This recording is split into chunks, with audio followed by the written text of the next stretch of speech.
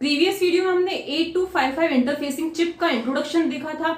आज हम उसको थोड़ा सा डिटेल में पढ़ेंगे और उसके अंदर कंट्रोल वर्ड किस तरह से वर्क करता है उसके बारे में हम समझेंगे। ओके, तो मैंने उस प्रीवियस वीडियो में आपको क्या समझाया था कि 8255 क्या एक प्रोग्रामेबल पेरिफेरल इंटरफेसिंग चिप है। मतलब प्रोग्रामेबल है, मतलब अगर हम इसकी फंक्शनिंग को चेंज करवाना चाहते हैं तो हमें उसके हार्डवेयर में चेंजेस नहीं करने पड़ेंगे, सिर्फ हमें उसका प्रोग्राम चेंज करना पड़ेगा। हम यूं बोल सकते हैं कि उसके कंट्रोल वर्ड में चेंजेस करेंगे तो उसकी वर्किंग में चेंजेस हो सकते हैं। अब मैंने आपको जो बताया था उसको हम शॉर्ट में देख सकते हैं।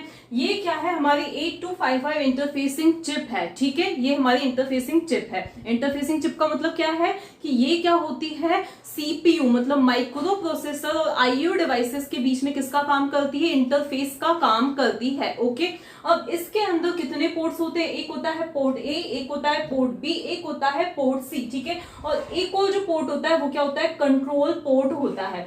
ये जो पोर्ट्स होते हैं ये आईओ डिवाइसेस से, आइदर इनपुट डिवाइस या आइदर आउटपुट डिवाइस, दोनों में से किसी से क्या होते हैं, कनेक्टेड होते हैं। ठीक है, ये पोर्ट ए भी कनेक्टेड रहेगा। पोर्ट सी को दो पार्ट्स में डिवाइड किया गया है। क्यों डिवाइड किया है, मैंने प्रीवियस वीडियो में ही आपको अच्छी तरह से बताया था। ठीक है, अब मतलब हम अगर चाहें कि ये 4 बिट्स किसी इनपुट डिवाइसेस से कनेक्टेड हो और ये जो लोअर 4 बिट्स से किसी आउटपुट डिवाइस से कनेक्टेड हो, तो हम इसके लिए इसकी क्या कर दी गई है, पार्टीशनिंग कर दी गई है। इसकी पार्टीशनिंग का एक और सिग्निफिकेंस है वो हम देखेंगे। फिर ये पोर्ट बी भी किसी और बिट से कनेक्टेड हो, सॉरी किसी आईओ डिवाइस से कनेक्टेड हो सकता है। यहाँ पर हमने बीच में पोर्ट सी क्यों लिखा है और यहाँ पे पोर्ट बी क्यों लिखा है, तो कुछ डायग्राम्स में आप क्या देखोगे, यहाँ पे मैंने कंट्रोल पोर्ट सीधे एक साथ बना दिया है। कुछ डायग्राम्स में आप क्या देखोगे, यहाँ पे आता है ग्रुप ए कंट्रोल वर्ड और यहाँ पे क्या आता है, group B control word. Group A control word जो होता है वो किसको कंट्रोल करता है, पोर्ट ए और पोर्ट सी अपर को, और ग्रुप बी कंट्रोल वर्ड किसको कंट्रोल करता है, इसको कंट्रोल करता है। ठीक है, इसीलिए इसको सेपरेट इस तरह से बनाया गया है। ओके, मैंने यहाँ पे डायरेक्टली यहाँ पे बना दिया है। ओके, अब हम इसकी वर्किंग समझेंगे, फिर आपको पूरा क्लियर हो जाएगा कि कैसे कंट्रोल करता है। अब ये तो हो गए पोर्ट जो कि आईओ डिवाइसेस से कनेक्टेड है। अगर हमने किसी इनपुट डिवाइस से इस पोर्ट को कनेक्ट कर रखा है, मतलब इनपुट यहां से आएगा, पोर्ट ए के थ्रू कहां पे चला जाएगा, डेटा बफर में चला जाएगा, और ये डेटा बफर किससे कनेक्टेड होता है, 8085 की डेटा बस से कनेक्टेड होता है। अगर 8085 क्या चाहता है, आउटपुट भेजना चाहता है किसी पोर्ट के थ्रू किसी आउटपुट डिवाइस पर, तो वो क्या करेगा, यहां से डेटा बस के थ्रू यहां पर डेटा बफर होगा, उसके बाद में वो डेटा कहां पे जाएगा, करस्पॉन्डिंग पोर्ट के थ्रू कहां पे जाएगा, उस डिवाइस के पास जाएगा। ठीक है, तो ये सिग्निफिकेंस क्या है, इन पोर्ट्स का सिग्निफिकेंस है। अब ये जो पोर्ट्स हैं डिफरेंट मोड्स में काम कर सकते हैं। ठीक है, तो अब इन पोर्ट्स की फंक्शनिंग कौन डिसाइड करता है, ये कंट्रोल पोर्ट डिसाइड करता है। कौन डिसाइड करता है, ये कंट्रोल पोर्ट इन पोर्ट्स की क्या डिसाइड करता है, फंक्शनिंग, मतलब ये क्या फंक्शन करेंगे वो डिसाइड करता है। कंट्रोल पोर्ट एक तरह से क्या है, एक रजिस्टर है, कंट्रोल रजिस्टर है। आप कहीं पे देखोगे कंट्रोल वर्ड लिखा हुआ है, वर्ड मतलब 8 बिट्स, मतलब इस पोर्ट में कितनी बिट्स होती हैं, टोटल 8 बिट्स होती हैं। उन 8 बिट्स को देख के पता लगाया जाता है कि कौन सा पोर्ट अभी क्या वर्क करेगा, और वो 8 बिट्स मर्जी से नहीं इसमें उड़ के आ जाती है, नहीं, उन 8 बिट्स को भी कौन राइट करता है, सीपीयू ही राइट करता है। तो सबसे पहले क्या जरूरी है कि सीपीयू इस 8255, क्योंकि बहुत सारी इंटरफेसिंग चिप्स है, तो इस पर्टिकुलर चिप को क्या करे, सिलेक्ट करे।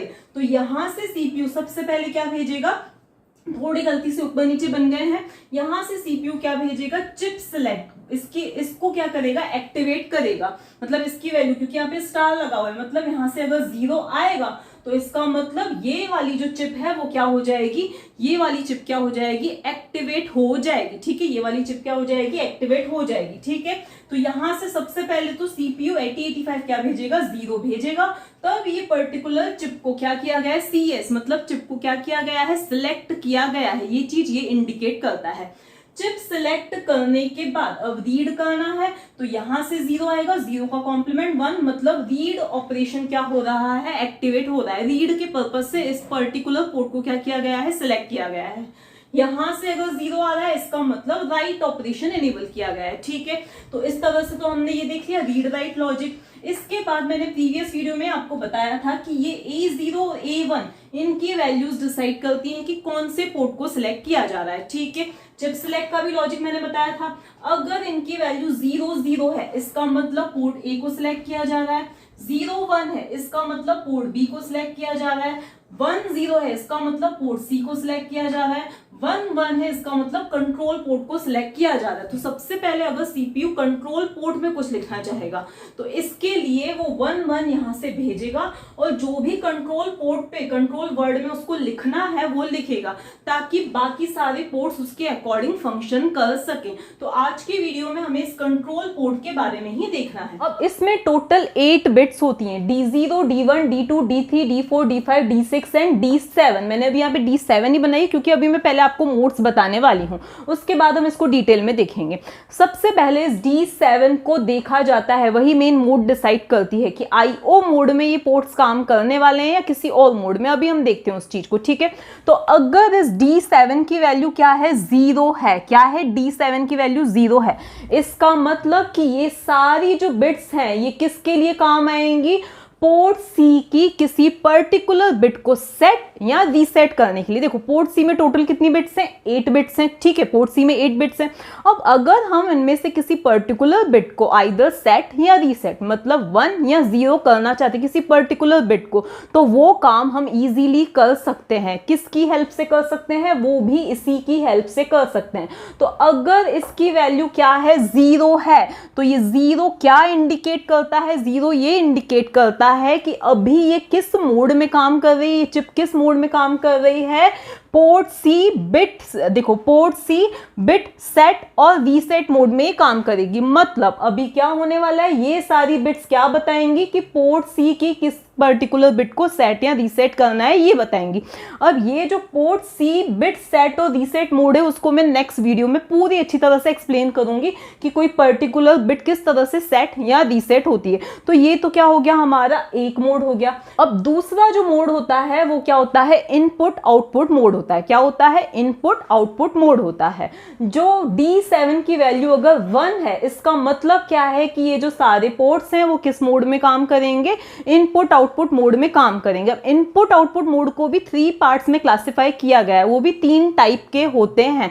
अभी के लिए आपको क्या समझना है कि अगर इसकी वैल्यू क्या है, 0 है, मतलब अभी कौन सा मोड, अभी करंटली कौन से मोड में ये काम कर रहा है, port C bit set reset. Port C की किसी पर्टिकुलर बिट को हम सेट या रीसेट कर सकते हो, वो भी कौन बताती हैं, ये वाली बिट्स बताती हैं कि किस बिट को हमें सेट करना है या रीसेट करना है, ठीक है।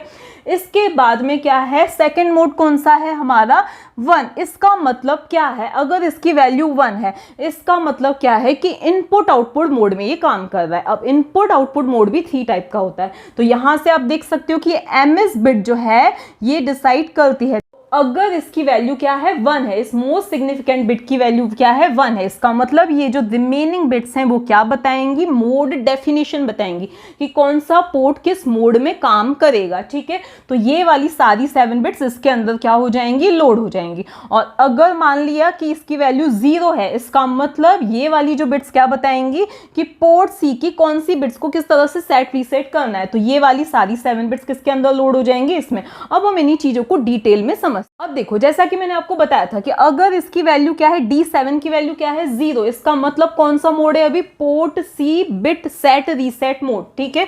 तो पोर्ट सी, यहां पे मैं लिख देती हूँ शॉर्ट में, port C bit set reset mode, अगर इसकी वैल्यू 0 है। तो अगर इसकी वैल्यू क्या है, 1 है, इसका मतलब कौन सा मोड है, इनपुट आउटपुट मोड है। अब ये जो इनपुट आउटपुट मोड्स हैं वो भी टोटल कितने टाइप के होते हैं, 3 टाइप के होते हैं। तो अब आज के वीडियो में हम क्या समझने वाले हैं, input output mode, mode 0, mode 1 and mode 2 समझने वाले हैं। कौन से, इनपुट आउटपुट मोड के जो 3 टाइप्स होते हैं, मोड 0, मोड 1 एंड मोड 2 समझने वाले हैं। लेकिन उस इनपुट आउटपुट मोड के लिए इसकी वैल्यू क्या होना जरूरी है, 1 होना जरूरी है।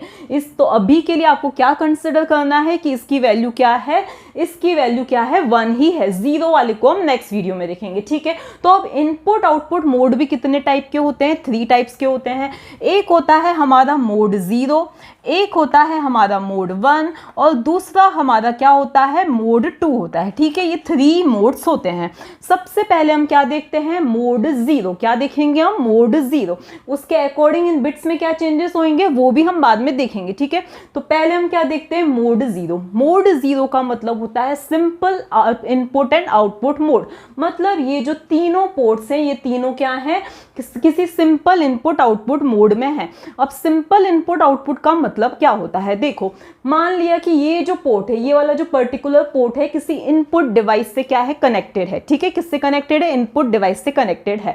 मतलब यहाँ से इनपुट आएगा किसी इनपुट डिवाइस से और वो वाला जो इनपुट है इस डेटा के थ्रू, इस इंटरनल डेटा बस के थ्रू कहाँ पे जाएगा, डेटा बफर में, जैसा कि अभी मैंने आपको डायग्राम में बताया था, उसके थ्रू कहाँ पे जाएगा, डेटा बस में जाएगा और उसके बाद कहाँ पे जाएगा, 8085 के पास जाएगा, ठीक है।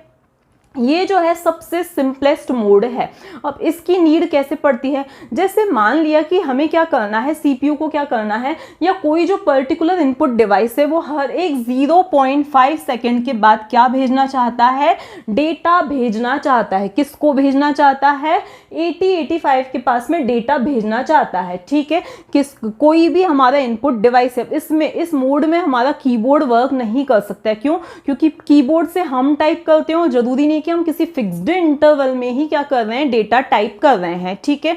तो अब क्या हो रहा है, कुछ ऐसे डिवाइसेस के केस में ये काम आता है जो फिक्स्ड डिवाइसेस में, जिनसे हमें वो डेटा नहीं सेंड करें, जिनसे हमें फिक्स्ड टाइम पीरियड में हमें क्या करना है, डेटा को रीड करना है। किसी फिक्स्ड टाइम पीरियड में हमें क्या करना है, डेटा को अगर रीड करना है, हर एक 0.5 सेकेंड के बाद हमें क्या करना है, डेटा को रीड करना है। तो उस केस में, या डेटा को राइट भी करना है, ठीक है। तो उस केस में कौन सा मोड यूजफुल होता है, मोड 0। क्यों भाई, फिक्स्ड के केस में क्यों, क्योंकि इस मोड में, ध्यान से समझना, इस मोड में जो होता है, इस मोड में इनपुट की लैचिंग नहीं की जाती है। लैचिंग मैंने आपको पहले ही बताया था कि अगर सामने वाला जो है मान लिया बिजी है तो डेटा को क्या करके रखा जाता है, लैच, मतलब टेम्पररी स्टोर करके रखा जाता है। लैच करके रखना मतलब कि अब जो है आगे जो भी डेटा आ रहा है, अगर मान लिया मैंने यहाँ पे 0 को लैच करके रखा है, ध्यान से 0 को लैच करके रखा है, तो उस केस में यहां से अब और जो भी डेटा आएगा इसका इस पर कोई फर्क नहीं पड़ने वाला है।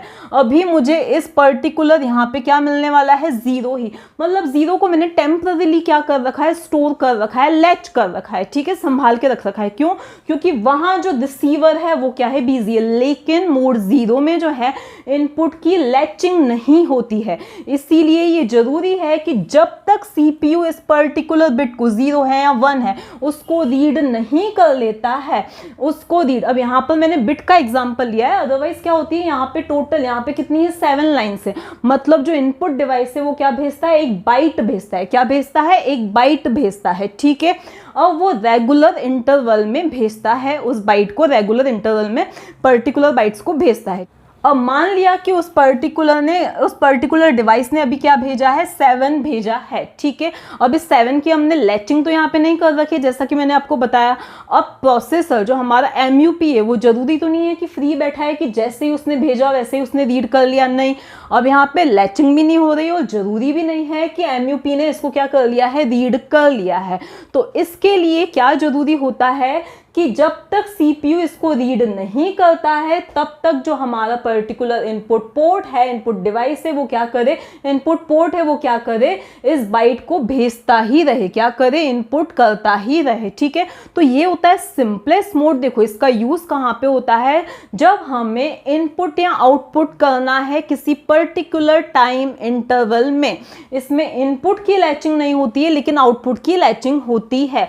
मान लिया एमयूपी ने कोई पर्टिकुलर बाइट यहां से भेजी है, ठीक है। तो अब एमयूपी तो फ्री नहीं, हमारा माइक्रो प्रोसेसर तो फ्री नहीं बैठा है कि भाई जब तक जो हमारा आउटपुट डिवाइस है इसको रीड नहीं कर लेता तब तक वो भेजता ही रहे, कंटिन्यू रहे लाइन पे, ऐसा जरूरी तो नहीं है।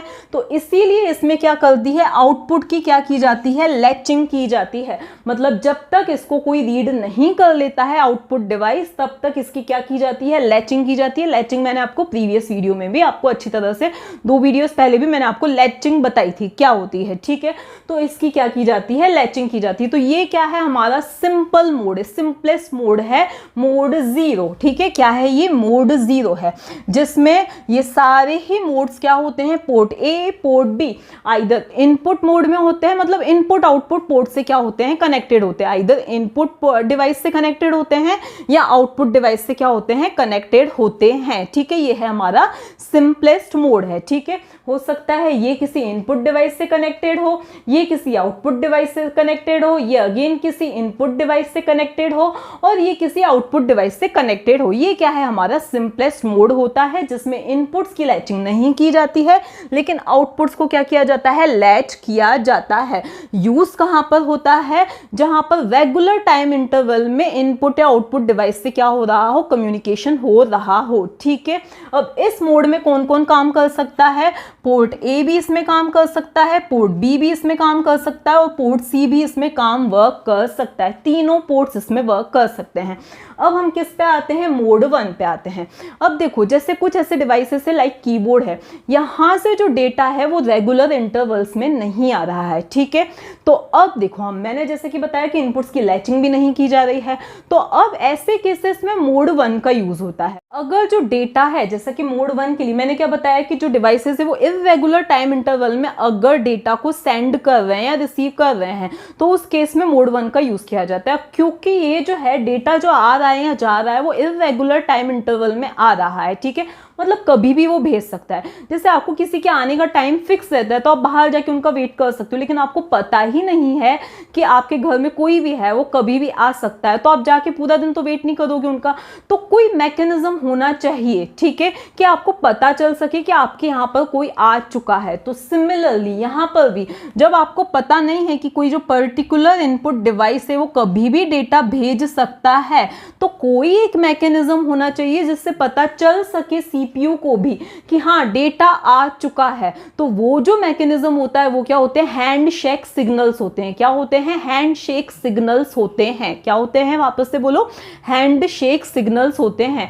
हैंडशेक सिग्नल्स क्या करते हैं, प्रोसेसर को ये इन्फॉर्म करते हैं कि डेटा आ चुका है। अब अगर प्रोसेसर ने डेटा को रीड कर लिया तो वो अगेन उस डिवाइस को ये इन्फॉर्म करते हैं कि हाँ प्रोसेसर ने डेटा रीड कर लिया है। ठीक है, तो ये क्या होते हैं, हैंडशेक सिग्नल्स। अब सिग्नल से इसका मतलब हमें कुछ लाइंस की जरूरत पड़ेगी। ठीक है, तो इसके लिए क्या होता है, पोर्ट ए और पोर्ट बी दोनों ही मोड 1 में वर्क कर सकते हैं। किसमें, मोड 1 में वर्क कर सकते हैं। ठीक है, तो अब इनसे मतलब हम कीबोर्ड या कुछ ऐसे डिवाइसेस को कनेक्ट कर सकते हैं, तो ये मोड 1 में वर्क कर सकते हैं।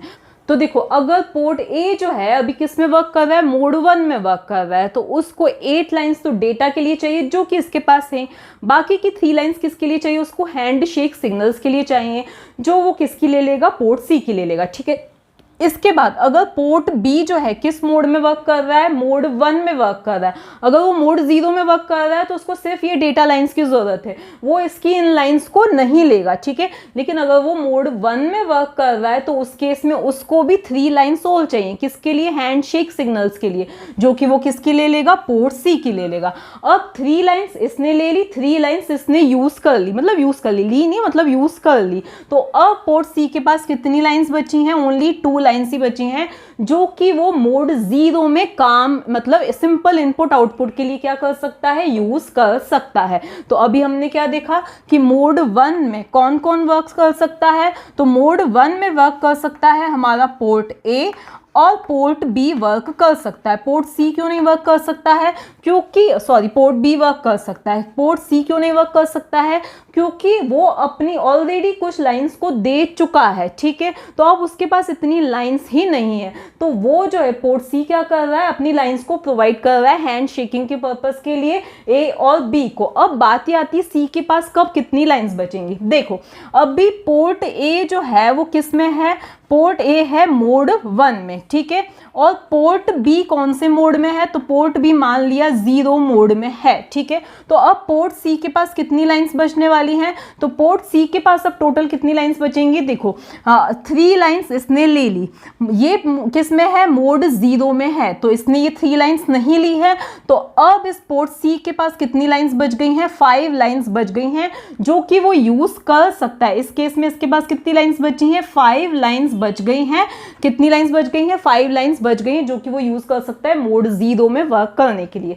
लेकिन अगर ये दोनों ही मोड्स किस में है, 1 मोड में है, ठीक है, तो उस केस में 3 लाइंस कौन यूज करेगा, पोर्ट ए यूज करेगा, और पोर्ट सी की दूसरी 3 लाइंस कौन यूज करेगा, पोर्ट बी यूज करेगा। तो अब ओनली इसके पास कितनी लाइंस बचेंगी, 2 लाइंस बचेंगी। ठीक है, नेक्स्ट हमारा कौन सा आता है, मोड 2 आता है। क्या आता है, मोड 2 आता है। देखो अभी हमने मोड 1 में क्या देखा था कि आइदर जो है at a time microprocessor किसी पोर्ट के थ्रू डेटा को रीड कर सकता है या डेटा को राइट कर सकता है, ठीक है, या डेटा को रीड कर सकता है या डेटा को राइट कर सकता है। मतलब कि मोड 0 या मोड 1 में क्या हो रहा है कि कोई पर्टिकुलर जो पोर्ट है आइदर इनपुट पोर्ट की तरह काम कर रहा है या आउटपुट पोर्ट की तरह काम कर रहा है, ठीक है। लेकिन मान लिया कि माइक्रो प्रोसेसर जो है 8085 जो है वो क्या करना चाहता है, किसी पर्टिकुलर टाइम के लिए किसी डिवाइस को डेटा सेंड भी करना चाह रहा है, आउटपुट भी करना चाह रहा है, और किसी पर्टिकुलर मतलब 2 सेकंड बाद वो क्या करना चाह रहा है, डेटा रीड भी करना चाह रहा है। अब इसका एग्जांपल है फ्लॉपी डिस्क कंट्रोलर कार्ड, जिसको सीपीयू हो सकता है कि अभी डेटा रीड भी करना चाह रहा है जहां से, और डेटा को राइट भी करना चाह रहा है। तो ये क्या होता है, हमारा बाय डायरेक्शनल हैंडशेक होता है, ठीक है। ये क्या होता है, बाय डायरेक्शनल हैंडशेक आईओ होता है, ओके। तो अब इसके लिए ऑब्वियसली हैंडशेक सिग्नल्स की भी ज्यादा जरूरत रहेगी, तो इसके लिए टोटल 5 हैंडशेक सिग्नल्स की जरूरत पड़ती है। और इस मोड में ओनली पोर्ट ए वर्क कर सकता है। मोड 2 में कौन वर्क कर सकता है, ओनली पोर्ट ए वर्क कर सकता है। ये क्या होता है, बाय डायरेक्शनल हैंडशेक आईओ होता है, ठीक है।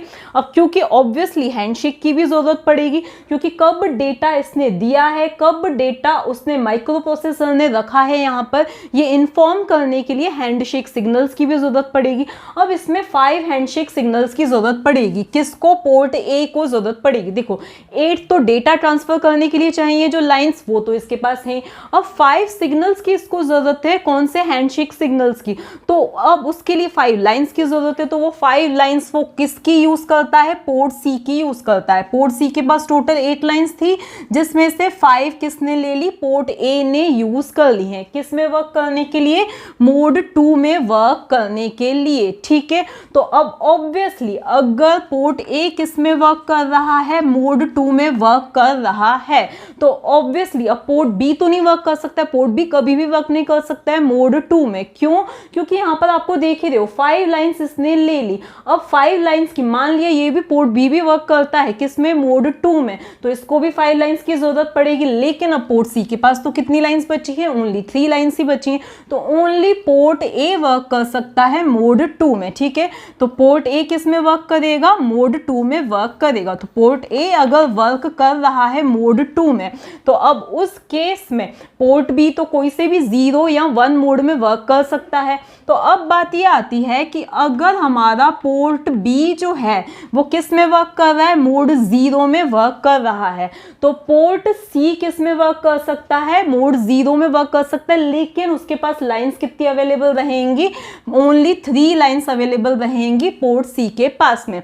लेकिन अगर हमारा पोर्ट ए वर्क कर रहा है मोड 2 में और पोर्ट बी वर्क कर रहा है मोड 1 में, मतलब 5 लाइंस तो इसने यूज कर ली। अब क्योंकि पोर्ट बी कौन से मोड में है, मोड 1 में है, तो 3 लाइंस किसको चाहिए, पोर्ट सी की, इस पोर्ट बी को चाहिए। तो अब पोर्ट सी के पास कोई लाइंस बची क्या, नहीं बची। तो अब वो पोर्ट सी किसी भी मोड में वर्क नहीं कर सकता है, ठीक है। ओनली उसने क्या कर रखी है, अपनी लाइंस को शेयर कर रखा है इन पोर्ट्स के साथ में, ठीक है। हमने कुल मिला के क्या देखा कि पोर्ट ए किस में वर्क कर सकता है, तीनों मोड्स में वर्क कर सकता है, मोड 0, 1 और 2 तीनों में वर्क कर सकता है। पोर्ट बी किस में वर्क कर सकता है, आइदर 0 या 1 में वर्क कर सकता है, 2 में वर्क नहीं कर सकता है। लेकिन पोर्ट सी जो है वो मोड 0 में तब वर्क कर सकता है जब ये दोनों मोड्स भी किस में हो, 0 में हो। देखो जैसा कि हमने देखा कि यहाँ इसके पास अगर ये मोड 1 में है तो इसके पास 3 लाइंस रहेंगी, लेकिन नॉर्मली ऐसा होता नहीं है कि किसी भी डिवाइस को ओनली 3 लाइंस की जरूरत हो, ठीक है। तो ये अच्छी तरह से मोड 0 में तब वर्क कर सकता है पोर्ट सी जब ये दोनों मोड्स ए एंड बी दोनों किस में वर्क कर रहे हो, मोड 0 में वर्क कर रहे हो। तो ये सारी चीजें हमने आज देखी। हम नेक्स्ट वीडियो में हम क्या देखेंगे कि ये जो है हर एक ये जो बिट्स हैं ये किस तरह से इन पोर्ट्स को क्या करती हैं, कंट्रोल करती हैं, या मोड को क्या करती हैं, डिफाइन करती हैं।